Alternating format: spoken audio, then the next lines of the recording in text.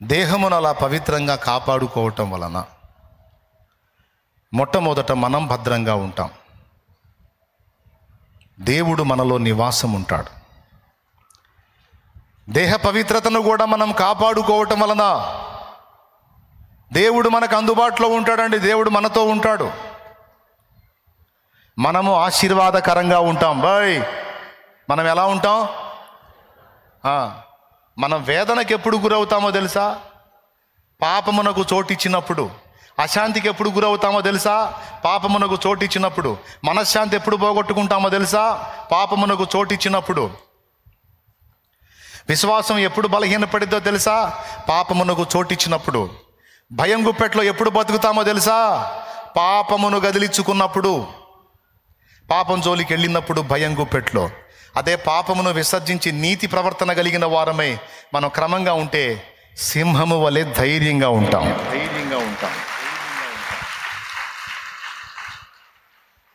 అర్థమైందా?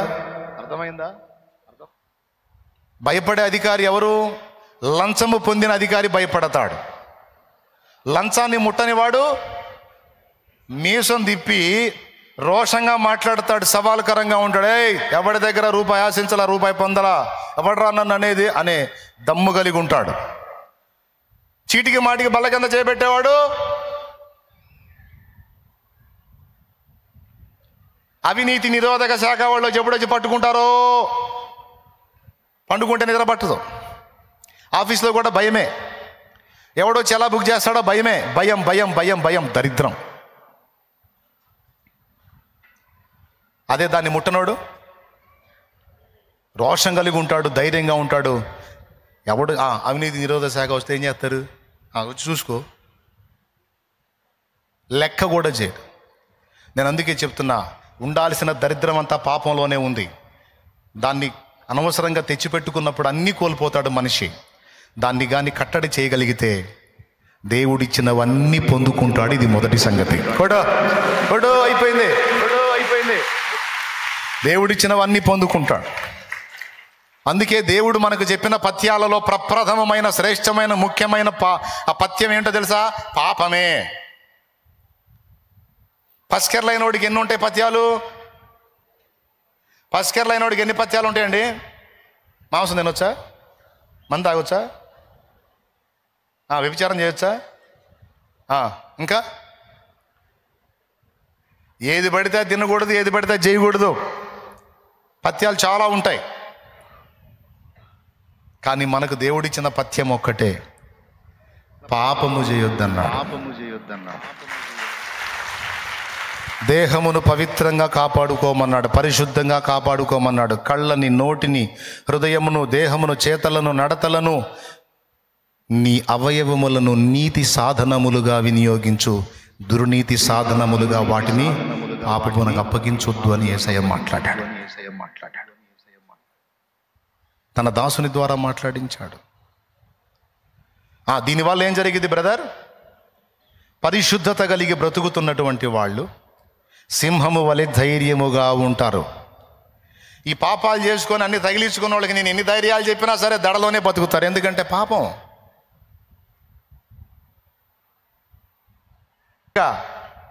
వెంటాడుతూ ఉంటాయి. కరెంటు తీగను పట్టుకున్నాడు, ఇప్పుడు మనోడు వదిలిన అది పట్టుకుంటుంది.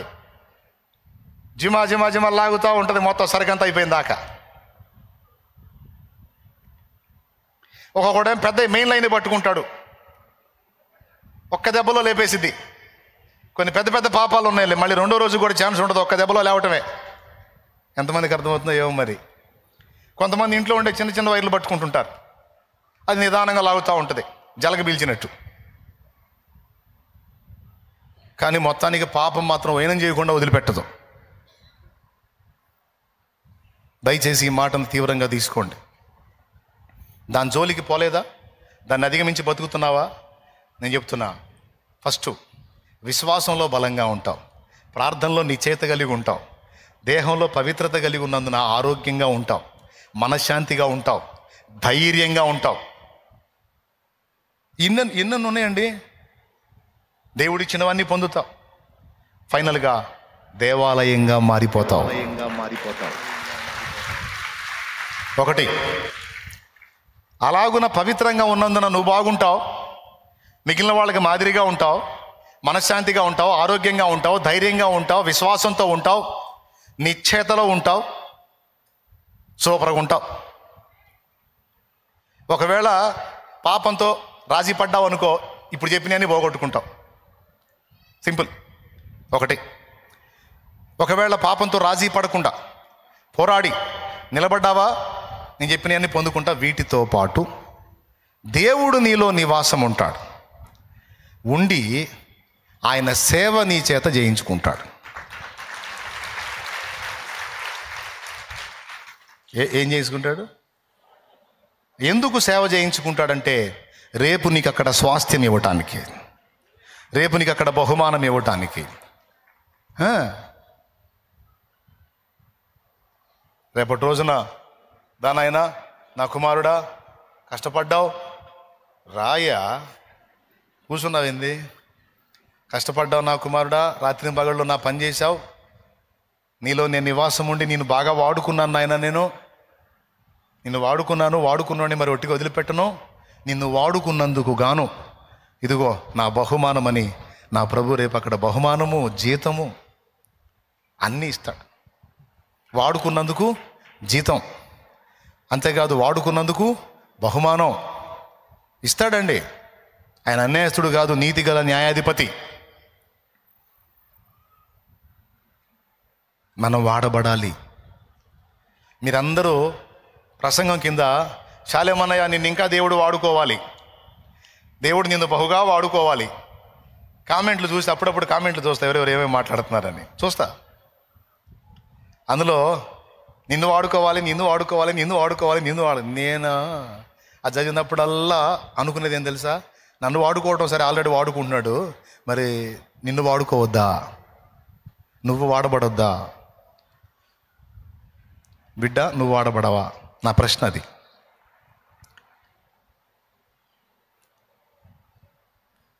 యజమాని వాడుకొనుటకు అర్హమైన పాత్రగా పాపులలో చేరక నిన్ను నువ్వు పవిత్రపరచుకున్న ఎడల యజమాని ప్రతి సత్కార్యమునకు వాడుకొనుటకు అర్హమైన పాత్రగా నువ్వు ఉంటావు.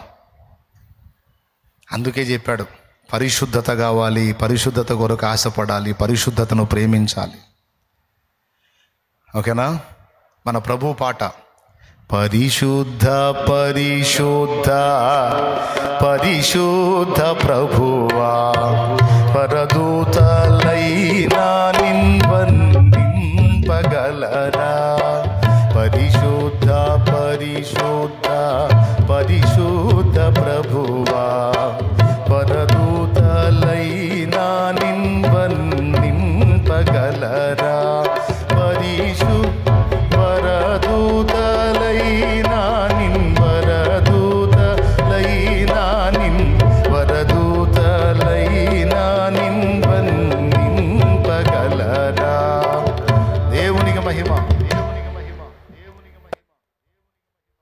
పరిశుద్ధుడు మన ప్రభు, పరిశుద్ధుడు. ఆయన పిల్లలమైన మనం కూడా పరిశుద్ధులమై ఉండాలి. మీరు చెప్పండి, ఇప్పుడు హృదయం ఇవ్వటం తేలిక, దేహముని ఇవ్వటం తేలిక? ఏది కష్టం? అందరు నోరుది మీ దండం పెడితే ఇప్పుడు దాకా విన్నారుగా. దేహమునిచ్చుట ఏ కష్టం. మనందరం దేవదాసయ్య గారి లాగా పాడుకుందాం. తనువు నాదిదిగో గై కొనుమియో ప్రభువాని పనికి ప్రతిష్ఠించుమీ, తనువు నాదిదిగో గై కొనుమియో ప్రభువాని పనికి ప్రతిష్ఠించుమీ, దినములు క్షణములు తీసుకొని అవి నీదు వినతింద్రవహింపజేయను శక్తి నీయుని, తనువు నాదిదిగో గై.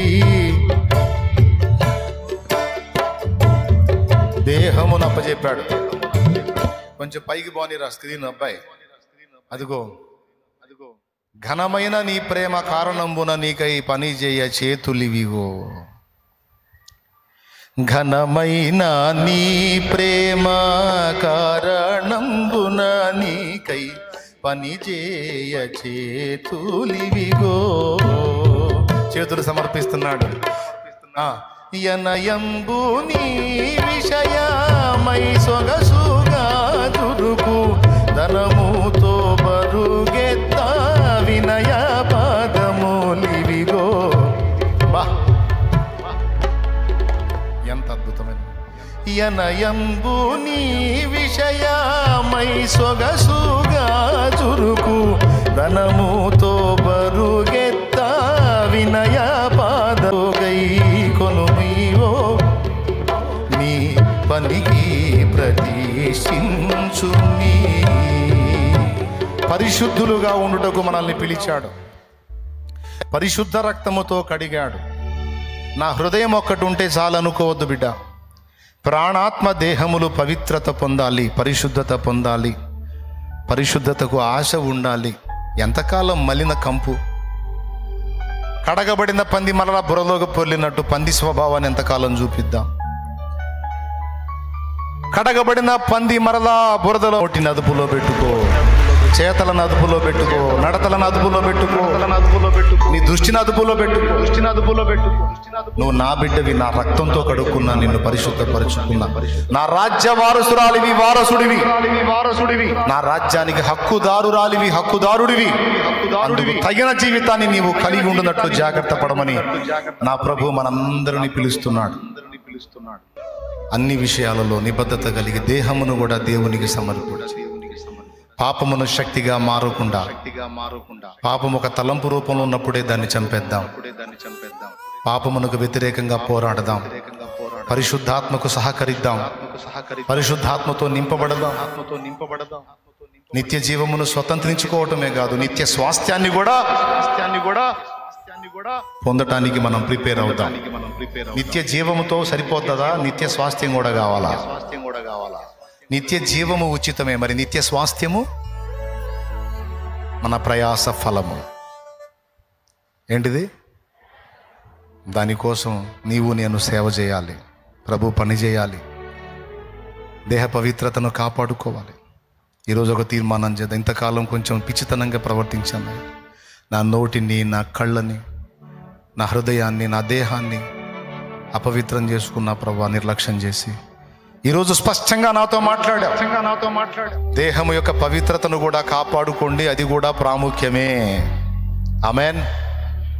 నీ వంతు నువ్వు పోరాడు, నీ వంతు నువ్వు ఆశ కలిగి ప్రయాసపడు. అయినా ఎక్కడన్నా అడుగులు జారితే దేవుని పాదాలు పట్టుకొని క్షమాపణ వేడుకొని ఎల్లప్పుడూ పరిశుద్ధత కొరకు పోరాడుతూ ఉండు. తప్పకుండా దేవుడే నిన్ను ఆ కొండ ఎక్కిస్తాడు. ఆమేన్. రైట్, ఓ పాట పాడుకుంటూ బయలుదేరదాం. ఎక్కలేని ఎత్తైన కొండ ఎక్కించుము నన్ను పరిశుద్ధ కొండ. ఎక్కలేని ఎత్తైన కొండ ఎక్కించుము నన్ను పరిశుద్ధ కొండ. చక్కని ప్రభుని మోము చూడా, చక్కని ప్రభుని మోము చూడ. నీ కొరకే నే వెదకేను దేవా, నాకొకసారి కనిపించరావా. నీ కొరకే నే వెదకేను, నాకొకసారి కనిపించరావా. బాబాయ్ సిగరెట్లు మానేయవే బాబాయ్, బూతులు మానే, కైనీళ్ళు తింటాం మానే, మారు మనసు పొందు, బాప్తీసం పొందు, పాపాన్ని వదిలే బాబాయ్. తమ్ముడు, అన్నా, చెల్లి, పెద్దమ్మ, చిన్నమ్మ, పాపాన్ని వదిలేయండి. పరిశుద్ధత కొరకు ప్రాకులాడండి. బాప్తీసం పొందకపోతే పొంది పరిశుద్ధులవ్వండి. పరిశుద్ధ పరచబడి మళ్ళా పాపం వైపు ఆకర్షింపబడుతుంటే దయచేసి దాన్ని వదిలేయండి. గుర్తుపెట్టుకో, పాపం ఎప్పుడు శాపమే తెచ్చింది. పాపం ఎన్నడూ మంచి ఫలితాలు తేదు. పాపం ఎప్పుడు పీడిస్తుంది, వేధిస్తుంది, దుఃఖాన్ని తీసుకొచ్చింది, విపరీతమైన నొప్పిని తెచ్చింది తప్ప పాపం ఎన్నడూ మంచిని తేదు. పాపము నాశనాన్ని తెస్తుంది, నష్టాన్ని తెస్తుంది కనుక దయచేసి పాపానికి వ్యతిరేకంగా పోరాడండి. జారత్వానికి దూరంగా మీ ఘటాలు అనగా మీ దేహములను కాపాడుకోండి. ఇక్కడ అందరూ బాగానే ఉంటారు, పరిశుద్ధులుగానే ఉంటారు. కానీ ఇక్కడ నుంచి దాటి అవతలికి వెళ్ళిన తర్వాత మీ పర్సనల్ లైఫ్లో మీ క్యారెక్టర్స్ని జాగ్రత్తగా కాపాడుకోండి. మీ అందరికీ వందనాలు. తస్మాత్ జాగ్రత్త. కృప మనందరికీ తోడై ఉండును గాక. ఆమేన్. నువ్వు పవిత్రతను ఎంత ప్రేమించి అందులో అభివృద్ధి చెందుతావో అంత ధైర్యంగా ఉంటావు, అంత మనశ్శాంతిగా ఉంటావు, అంత ఆదరణగా ఉంటావు, అంత ఆరోగ్యంగా ఉంటావు, అంత నెమ్మదిగా ఉంటావు. పరిశుద్ధతలో కొనసాగినంత వరకు. ఎప్పుడైతే పాపానికి సంధిస్తావో పిరిగితనం స్టార్ట్ అయింది, భయం స్టార్ట్ అయింది, అశాంతి స్టార్ట్ అయింది, రోగం స్టార్ట్ అయింది, వేదన స్టార్ట్ అయింది, అంత దరిద్రం అంతా వచ్చింది. అంత అవసరమా? అందుకే జాగ్రత్త పడండి. స్పష్టంగా మీకు అందించాను, మళ్ళా చెప్పాను. ఇక సెలవు తీసుకుంటాను. రేపు బుధవారం ఏమున్నాయి? బాప్తిస్మాల కార్యక్రమం ఉంది. చెప్పుకోండి, ఇతరులకు కూడా చెప్పండి. ఆ రోజు కలుద్దాం. అందరికీ వందనాలు. లైవ్లో ఉన్న బిడ్డలకి, జూమ్లో కనిపిస్తున్న బిడ్డలకి అందరికీ హృదయపూర్వక వందనాలు. చెప్పిన విషయాలు సాధన చేసి జాగ్రత్త పడండి. కృప మనందరికీ తోడై ఉండును గాక.